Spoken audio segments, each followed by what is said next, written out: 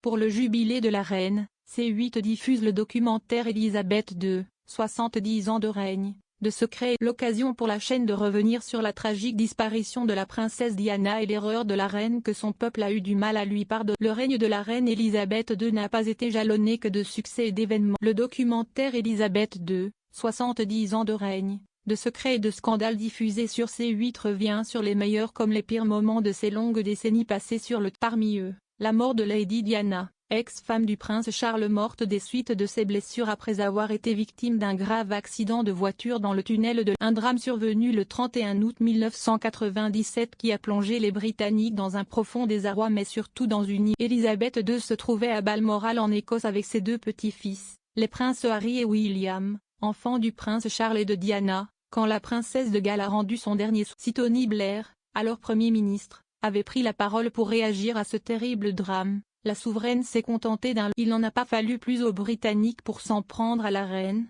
dont le manque de réaction était considéré comme un manque. Néanmoins, si Élisabeth II n'a pas pris la parole directement, elle avait une bonne raison. Ingrid Stewart a levé le voile sur ce mystère dans son livre The Queen's Speech, en Intimate Portrait of the Queen in Her Own Words publié en. Elle y révèle que la femme du prince Philippe n'avait qu'une priorité à ce moment-là, protéger ses petits. Un fait que confirmait Antoine Michelan, journaliste à point de vue, spécialisé dans la monarchie. C'était la volonté de la reine de protéger avant tout ses petits-fils et pour elle c'était la priorité absolue, donc, de les préserver, de les garder dans ce cocon de Balmoral le plus longtemps possible, d'où l'absence de réaction dans les premiers jours.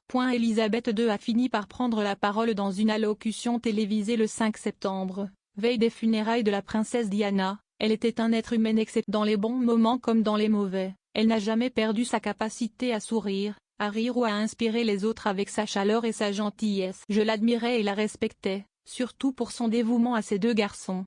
Deux hommes qui, près de 25 ans après la disparition de leur mère, continuent d'honorer ses engagements et de transmettre les valeurs qu'elle a inculquées. Le meilleur des hommages qu'il pouvait lui rendre.